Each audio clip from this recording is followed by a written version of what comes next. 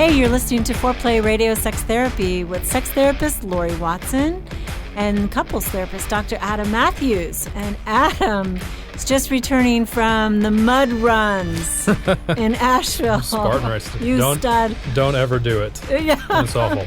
It's awful. Tell again what you did. It was an obstacle course race in Asheville. Uh-huh. Right? And it was 11 miles of basically hell on earth.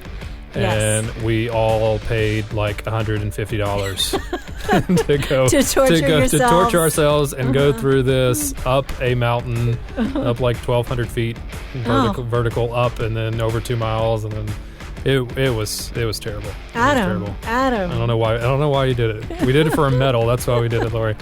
We do it for trophies. That's why men do these things, right? Yeah, there was plenty of women there too. I know. I don't know why they were doing it. Yeah, some of my neighbors are big mudders, and they're into it. They got their kids going. Yeah, the women and the men, absolutely. Yeah, fun. It was crazy. Good way to stay in shape, though. Yeah, it was. And Asheville's beautiful. Yeah, it was beautiful. Had a nice burger at Juicy Lucy's. I highly recommend Juicy Lucy's, and then we went and got Vortex Donuts afterwards. And they're not paying us to say they're paying us nothing, but go eat a burger there. But I did tell Adam that sounded like a very sexual name of a restaurant. That's right. Juicy Lucy's. Okay, well, we're going to talk about inhibition for men. And if you want to find us, we love taking comments and questions. And we're on the web, which is foreplayrst.com. You can also find us on Facebook and Twitter. And Adam, tell us you have a new website name. Yeah, we have a new website that's going to launch on September 1st, MathewsCounseling.net, and it'll be fully up and operational, book appointments online. And we're going to have a client toolkit up there, as well as doing some Strength Finder assessments, things like that are useful online. But people can actually start working on themselves just by going to your website. Yeah, absolutely. Right. There'll be some videos up, some just 2-minute quick hit helps for couples that you can implement on your own at home. So we're looking forward to getting that launched on September 1st. And you take appointments by Skype, right? We do. You can Skype in office, over the phone. You can schedule that right from the website as well. So try to get that super easy to get connected. Good. For sure. So if you want to talk to Adam, contact him at his new website. Okay, so I think a lot of listeners out there think men are not inhibited, that men always want sex all the time. Yeah, I mean, that is the common cultural theme, isn't it, that men don't have any problems with wanting to have sex. Right, or wanting to do anything wild and crazy in bed. Right, but I'm sure you see clients, and I see them as well, where the woman is complaining in the relationship that her husband doesn't want to have sex with her. Right. It's so common. I would say for my clients, it's almost 50-50. Yeah. Would you say it's the same with yours? Probably not 50-50, but I definitely hear about it, men who are inhibited for many reasons. I mean, I often see a lot of couples in arranged marriages and couples who, by faith decisions or moral decisions, don't have sex. And so they don't necessarily know when they get married, what's going to be revealed, and they find all kinds of things being revealed in themselves that are inhibited, and men and women seem to have that. I mean, I think the big shock can be that a man doesn't want to do it, 24/7. That's a big one. Which can be a shock to his partner, right? That's because going in thinking he's going to want to have sex all the time, and I'm going to be the one to control how often we have it. Right. Is that fair? I don't think women are thinking that necessarily that they can control how often they have it, but they are expecting his appetite to be fairly large, and then her own maybe is when she finds out she's hungrier for sex than he is, it's a shock, and a lot of women misinterpret that. I'm not that attractive. He doesn't think that, he doesn't desire me, but it could just be he really has a lower appetite, or he needs something more to connect and be sexual than she thought he did. I mean, I remember my husband really liked to put his briefcase down and sit and talk and have a glass of wine and, connect when we were young marrieds before we would jump into bed. And I remember thinking, wow, that wasn't the way I thought it was going to be. I just thought he was going to walk in the door ready to go. Yeah, I did. I mean, it didn't occur to me that men, too, would need that sense of connection. Yeah.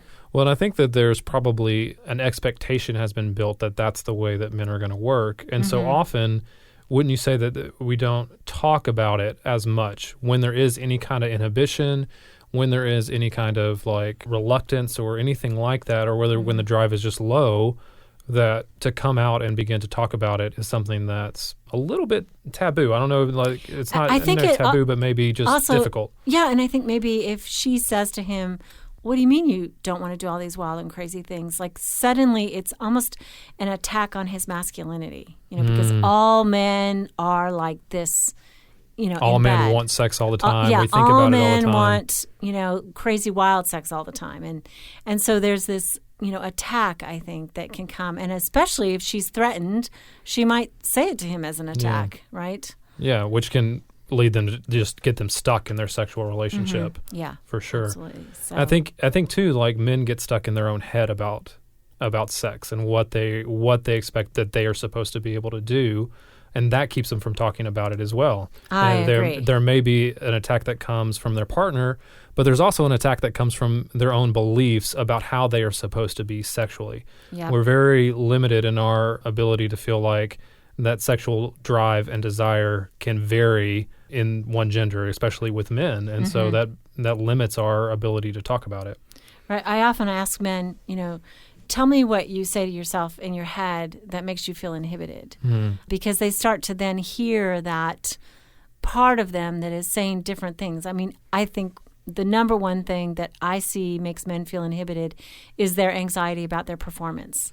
If they are afraid in any way I'm going to climax too quickly or I'm going to lose my erection or whatever, that inhibits them to go to bed, to be in bed in a really present, connected way because they're in their heads, and they withdraw very quickly. Yeah. You think that that's connected to the fear of performance is also about pleasing their partner as well, about bringing her to orgasm, like it being good for her and that being a fear as well? Yes. Some of the voices that are in there as well? Right. And they might be telling themselves, she's not going to like what I'm going to do or what I want to do to her, or she's not going to get there and it's going to be my fault, or maybe I'm inadequate as a lover, or my size is inadequate. I mean, I think men walk through our doors, Adam, and I really think they're terrified that the bottom line message that they're going to hear from the sex therapist is they're inadequate as lovers and they're just not big enough. Yeah, and here's a book about all the techniques you need to learn to please your woman. Yeah, that's the fear. And we're going to tell them what to do, and they're like, I just want to do what I want to do sometimes. Yeah, exactly. That's right. Yeah, I think I've heard as well that there's just, because it is so confusing, that a lot of times men don't have language for why they don't want to have sex. Or why they don't want to do a particular thing. Oh, yeah, or why they don't want to do a particular thing or try something new. Because they talk about, I love my wife, want to have sex, want to do these things, want to please her, but they don't have a reason for, it's hard to articulate exactly why, which I think is what you're talking about, what the voices in your head are saying, what the narrative is that's going on regarding sex might be so important. Yeah, and I think that for most of us, right, when we feel something but we haven't even articulated it to ourselves, we become tongue-tied about telling our partner this incredibly vulnerable feeling, lest we be judged, lest whatever, but we don't even know. I mean, so much of, I think, our life we live on an unconscious level, right? Yeah. They're just feelings, emotions that float through us, and we haven't articulated the why. Yeah. And I do think that that's what therapy is good for, is helping people articulate that why and what's going on inside you. Yeah. What are the other reasons that you hear besides just the being scared of performance? Are there other things that you're hearing on a regular basis about why men are inhibited with sex? Yeah, I mean, I think certainly they can be afraid of pregnancy, right? Maybe they are not ready to have a child, and so, they just shut down for that. I mean, even STDs, and of course we're speaking generally to committed couples, but, a lot of times that comes up. I've had a couple this week that, one of them had an STD that was new, and they'd probably had it for a very long time, but it was just evidenced. And so, their partner was like, I don't really want to do anything with you right now. And I mean, there can be just fear. What does it mean that you have this, all the negative consequences of having sex with a partner? And, am I going to catch something? Yeah. All that. That's something, too, that I think is, again, goes back to some cultural narratives that are very prominent, which is that sex always leads to something bad.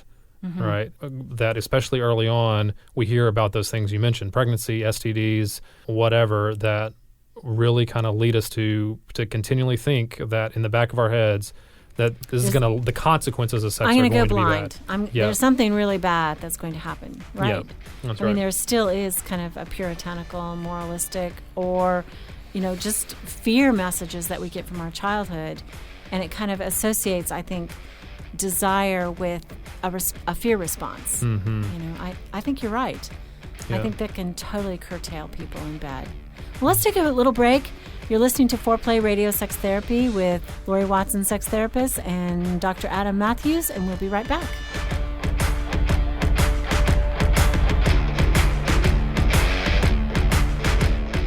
Wanting sex again. How to rediscover desire and heal a sexless marriage by certified sex therapist Laurie Watson.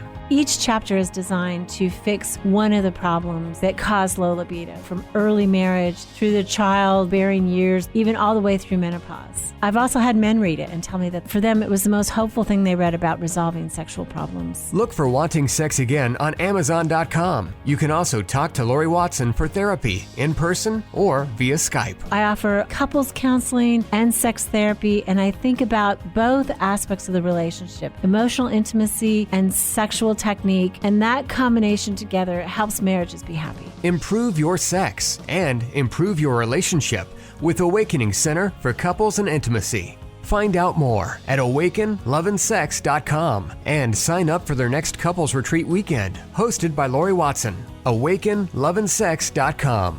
Awaken what's possible.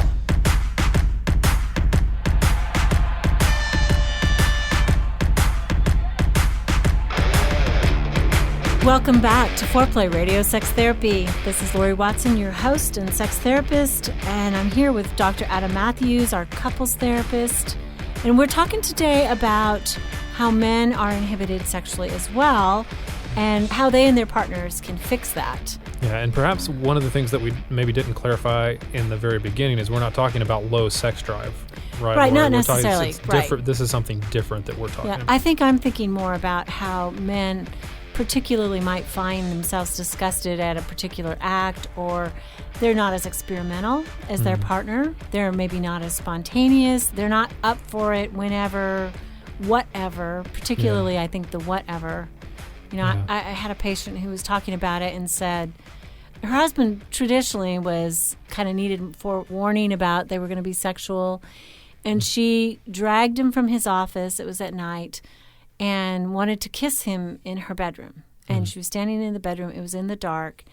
And she wanted to do a deep, passionate kiss. And she's like, that's all I wanted.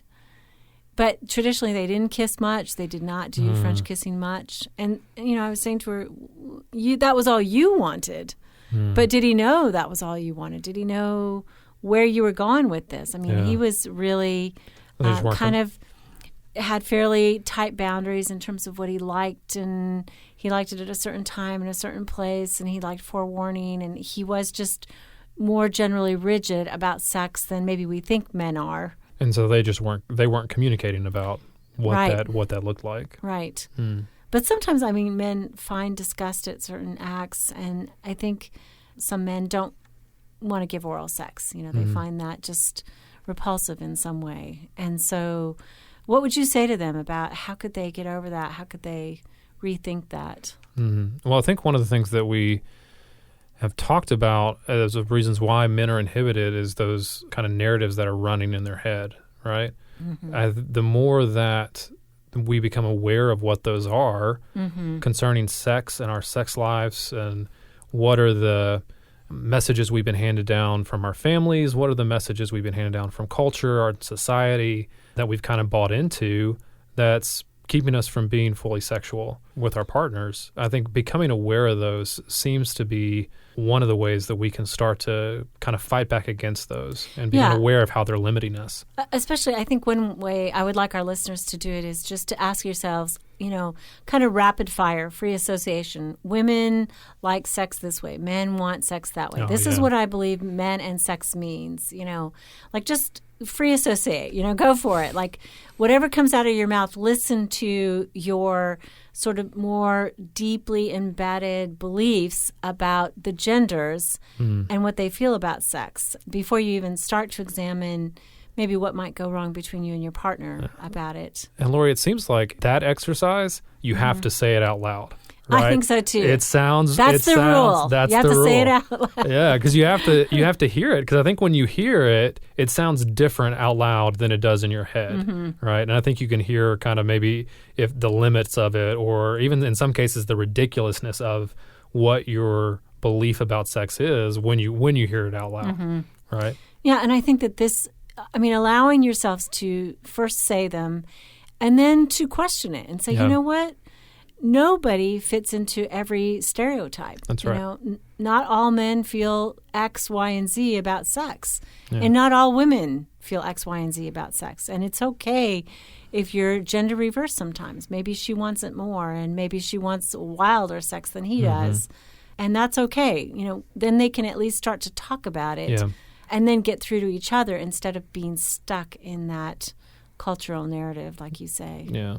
That questioning that, is this my belief or is this a belief that's been imposed on me, something that I've grown up believing that I don't have to believe anymore. Yeah, that questioning would seem to be key as well. I like that a lot.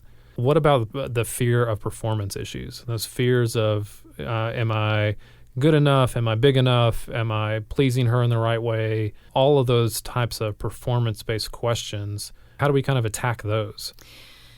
Well, I think the question to ask your partner is not, am I good enough? But to say, hey, tell me about your experience in bed with me and what I could do differently, what would be better, what you like, what you don't like. I'm finding myself not able to read all your responses. And so I think I need you to actually articulate what you do think about it and what you do feel and that kind of thing. That's reality checking some of those thoughts, some of those fears that you may have to see where they are. That's kind of fearful for me. It seems like I would have to be really good at not taking what she says personally. If there's anything negative, if there's any kind of criticism, if there's any kind of criticism or anything she'd like to be different or slightly better, or like how do we kind of depersonalize those as men and not take it as personally? Because a lot of our identity rides on how well we do sexually. Right. I agree. And I think that it bears saying that if you are the sender of that message, tact in bed is your number one goal. How to say what you need to say in a way that preserves the other person's sexual dignity and their sexual ego. This is just, there are certain things that cannot be unsaid, right? That's right. I've had patients who come in and the woman will say, he's just not big enough. I don't feel him. And I'm like, oh, my gosh, that you said it at all, and B, that you said it in front of another person. Yeah. That's just a hard one to come back from. That is just hard. That is a hard one to come back from. And the way I do come back, I say, is, you mean you can't feel him.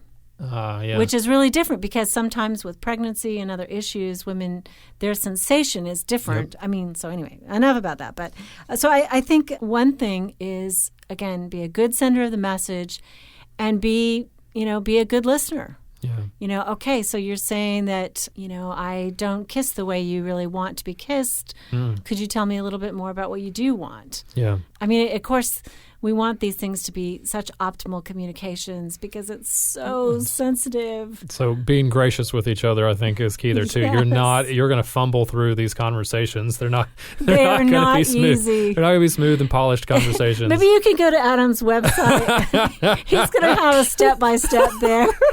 That's how to talk about sex. The 3-step guide. Exactly. Right. And actually, you know what? I do have one on WebMD. I blog for WebMD, and there's a How to Talk About Sex. That's great. Yep. So please there look first. for Laurie Watson, WebMD. It's second opinion, and so you can find something there that does guide you a little bit at least. Yeah. I think that one thing is when we have inhibition, we're turned off, and it feels very intrinsic to our being. We do not want to do something that perhaps our partner wants us to do. It's deep inside us. But a lot of times we have a system that we are sort of following that turns us off. And I think that's focus. Yeah. So maybe, you think, well, I don't like my partner. I had a friend recently told me didn't like their partner's smell. Oh, yeah. But her partner was a smoker. Okay. And it was probably fixable. And she was able to set that aside by saying, okay, this is the smell of his skin when he's smoking, and he is that, but he hasn't always been a smoker. And, maybe we could talk about how that might enhance her sexual pleasure to have him stop smoking, healthy and, right. And she was actually able just to let it go. Yeah. Just realizing that was what she didn't like. She refocused on the things, he was very passionate. Yeah. And she loved that. So she focused on that. So then that sounds like a refocus on him as well, as opposed to focus on the thing that was disgusting her, the thing that was turning her off. Mm-hmm. Right. And I think men's inhibition sometimes is about, they're used to viewing pornography where the woman is willing and ready and they don't have to do anything to arouse the image. And so some of the turnoff is they're expecting to be aroused. They don't realize it has to be self-generated. Yeah. So they're not focusing on they're not focusing on what turns them on. They're focusing on what turns them off. Right. Yeah. She's not into it. Yeah. And they focus on that versus realizing there's so much that can be fixed in that by their own efforts. Yeah. I think, too, that sounds like as well that if the couple can start off on something that they know turns him on, something they know that is arousing for him, that might get over some of those inhibitions, because when we're aroused, we're much more likely to do things that we wouldn't normally do. It lowers inhibition. Absolutely. Right? And so starting in a place of where we know this does turn. This is good. This is good. This is safe. This is good. Get to a point of arousal before going to the act that maybe has been a turnoff before. Yeah. And I mean, even when you said that word, this is safe, I know, I got to say again, I know there's a large proportion of men out there that are just rolling their eyes at us, Adam, today. Like, safe, oh, for crying out loud, it's all safe, it's all good.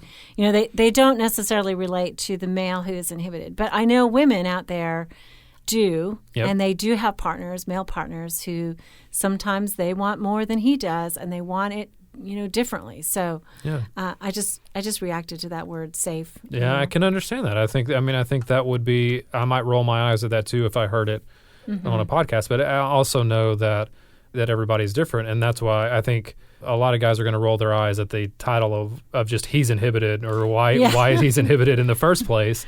But the guys that need to hear that this is common, and it's not every guy's different, and this is not widespread where they all are willing just to jump in and go for it automatically. You're right. I think there's more inhibition too in men. I wanted to talk about 3 specific things. Yeah. Their body image, this fear of an STD, and getting their wife pregnant.